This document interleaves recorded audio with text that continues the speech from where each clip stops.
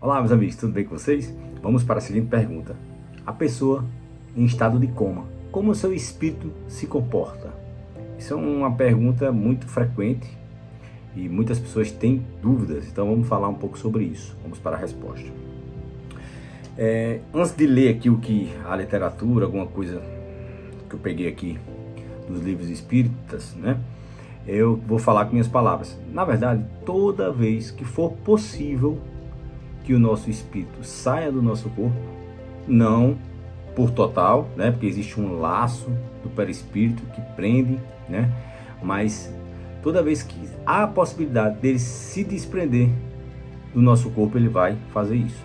Isso é muito comum no sono, no cochilo. Toda vez nosso espírito vai sair do nosso corpo.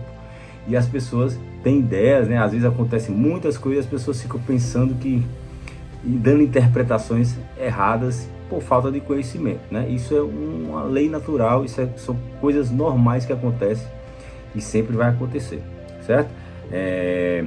Portanto que existem as EQMs, que são as experiências quase morte, né?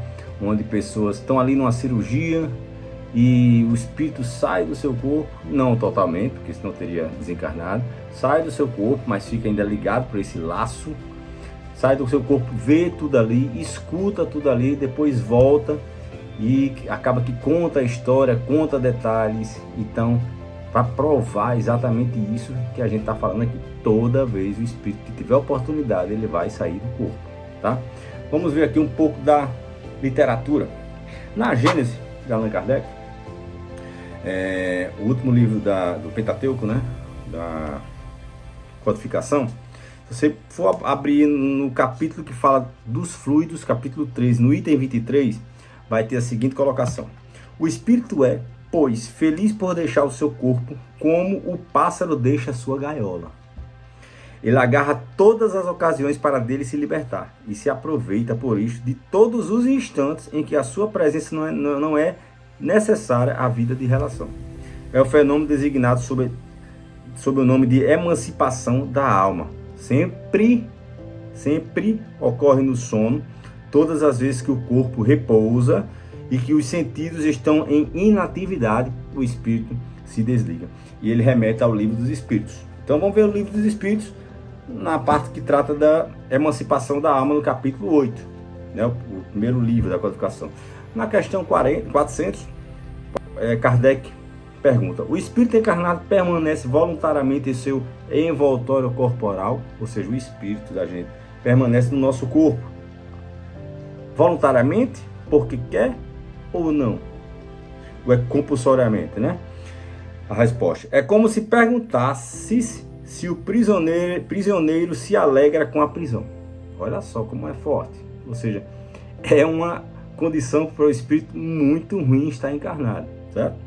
O espírito encarnado aspira sem cessar a sua libertação. E quanto mais o envoltório é grosseiro, mais deseja estar dele desembaraçado. Ou seja, o nosso corpo ainda é muito grosseiro, dependendo também do nível espiritual, das moradias, né? Pluralidade de moradias, de planetas habitáveis, onde tem habitantes que tem um corpo mais etéreo, menos grosseiro, quase que imperceptível. Então isso já não há esse sofrimento e essa coisa tão compulsória, é diferente. Mas no nosso caso aqui, onde ainda somos muito grosseiros, muito apegados à matéria, somos espíritos de terceira ordem, né? Vivendo no mundo de prova e expiação, então ainda temos essa dificuldade gigante de estar encarnado. Na questão seguinte, 401. Durante o sono, a alma repousa como o corpo. Olha só. Então eu estou dormindo. Meu espírito, minha alma, repousa igual ao meu corpo. A gente acabou de ver que não, né? Em todas as oportunidades ele quer sair, mas vamos lá. Não, o espírito jamais está inativo. Durante o sono, os laços que o unem ao corpo se relaxam. Então os laços, aquilo tudo, o perispírito, né? O fluido cósmico, essas substâncias, né? Que a gente não vê a olho nu, mas que ligam a gente ao corpo, o espírito, elas relaxam. Durante o sono, os laços que o unem ao corpo se relaxam. E o corpo não necessita do espírito. Então ele percorre o espaço e entra em relação mais direta com os outros espíritos. Então ele aproveita para realmente fazer uma viagem, né? E essa viagem pode se dar aí de várias maneiras, tá? De várias maneiras. Já que a gente falou do sono, vamos falar aqui.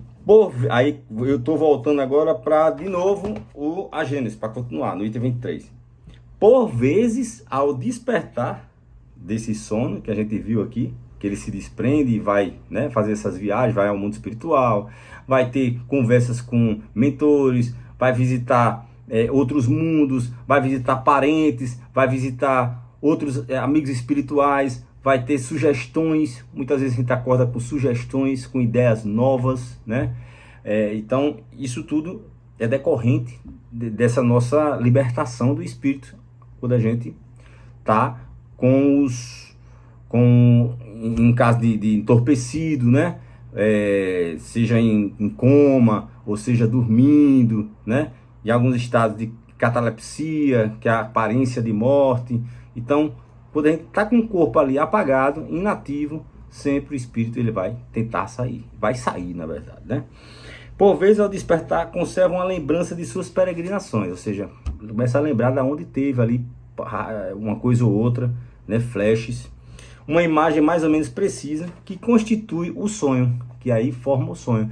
Então, necessariamente, todo sonho é lembrança do que a gente viveu no mundo espiritual?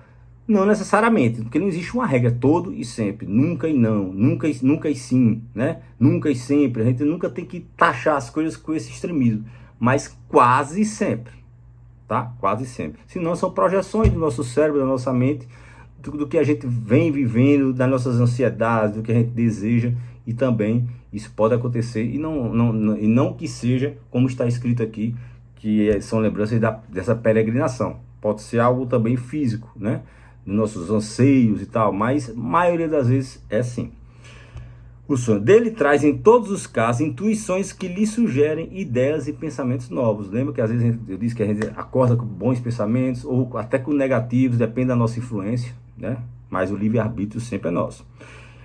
Pensamentos novos justificam o provérbio. Não tem aquele provérbio que fala a noite traz conselho? Então é exatamente por essa situação. Ou seja, tem essa situação que a gente acabou de ler até agora, que é muito mais frequente.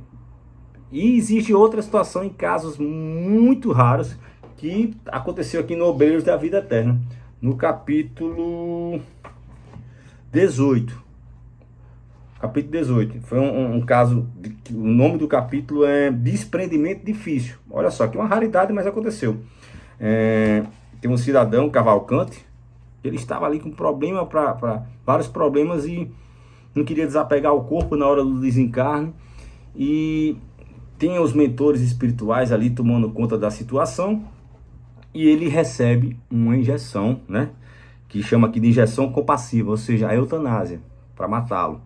E aí, quando os espíritos estão ali trabalhando nesse desenlace, né, totalmente do espírito para o corpo, porque tem que ser total, que aí vai se dar a morte, né? Quando ele vai receber esse desenlace, ele recebe essa eutanásia e ele fica entorpecido e o espírito fica preso ao corpo também. Olha só que interessante. Então ele não consegue se libertar. Ele fica parado ali, em casos raros, mas tá aqui. Obreiros da Vida Eterna, o 4º livro da Vida no Mundo Espiritual de Chico Xavier pelo Espírito André Luiz. Eu vou ler para você o que trata disso. A carga fulminante da medicação de descanso, ou seja, a injeção que matou, né, a eutanásia, por atuar diretamente em todo o sistema nervoso, interessa os centros do organismo perispiritual. Ou seja, os centros do organismo do perispírito, não mais do corpo, mas já atingiu o perispírito, certo? Perispírito, quem não sabe, é um intermédio, né? Uma substância semimaterial, que não é nem o espírito e não é o corpo, certo? Tá são esses laços que ligam o corpo ao espírito, certo? Essa substância, essa matéria. Interessa, como eu falei, Cavalcante permanece agora colado a trilhões de células neutralizadas, dormentes, invadido, ele mesmo de estranho torpor, que o impossibilita de dar qualquer resposta ao nosso esforço. Ou seja, aos esforços dos mentores ali que estavam tentando fazer esse desenlace para que ele morresse, né? Provavelmente só poderemos libertá-lo depois de decorridas mais de 12 horas. Ou seja, teria que esperar esse efeito dessa medicação, porque o espírito estava ali paralisado. Ele não ficou desperto, como é de costume. Então, a gente pode lembrar, a maioria das vezes, toda situação que ocorreu, o espírito vai sair do corpo, tá? E existe aqui também os casos de EQMs, como eu tinha falado, da experiência quase morte. Muita gente já passou por isso, onde está ali numa cirurgia gravíssima, quase morrendo, sinais vitais baixíssimos, e conseguem visualizar, conseguem ter experiências espiritualistas com entidades, né? Com algumas mensagens, e quando torna, às vezes eles contam aos médicos o que aconteceu, às vezes vem para dar sugestões para ele ter uma melhor percepção de vida, para ter um melhor relacionamento com as pessoas, e às vezes as pessoas realmente se transformam, mudam de verdade com essas experiências quase morte. Se você for procurar saber, quase todas elas mudaram assim muito a sua vida depois das experiências, porque tem um contato com o mundo espiritual. Muitas vezes é uma pessoa materialista que não acreditava nisso e passa a ter uma certeza, né, daquilo que viveu, aquelas sensações, né, e dá um estralo assim, um estalo, né, e vira a chave e realmente tem outra percepção de vida e de morte. Então, às vezes é muito útil isso, é muito útil, porque realmente faz com que a gente mude o olhar para tudo isso, né? Então, respondendo, quando o corpo está em coma, o espírito está desperto, está acordado, tá? Então, sempre pensar nessa situação. Grande abraço.